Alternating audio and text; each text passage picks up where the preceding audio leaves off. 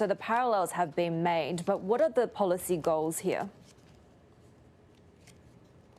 Well, it's interesting to hear the regulators speak about what their goals are. This happens, of course, amid a very broad global crackdown on big tech.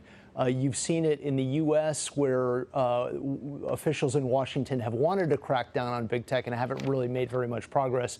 You've also seen it in China, where they've made a lot of progress, partly because they've acted unilaterally without some of the constraints. It seems like South Korea is trying to trace kind of a middle path where they're signaling that they do want to take actions against the big, powerful tech companies, both domestic and foreign, but they want to do it in a moderate way so that they leave lots of room for innovation and growth by small companies and small merchants in particular, but they don't cripple these tech companies in the meantime. On your point between about domestic versus foreign companies, we know that South Korea became the first country to impose those curbs on app stores from Apple, not to mention also from Google, right? So how much of this is aimed at U.S. giants compared to local players?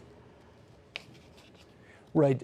Korea made headlines by taking action against Apple and Google in particular by forcing them to open up their app stores. This is something that the U.S. and the Europeans have wanted to do for a very long time, so they kind of took action against them. But this also is focused on some of the domestic players.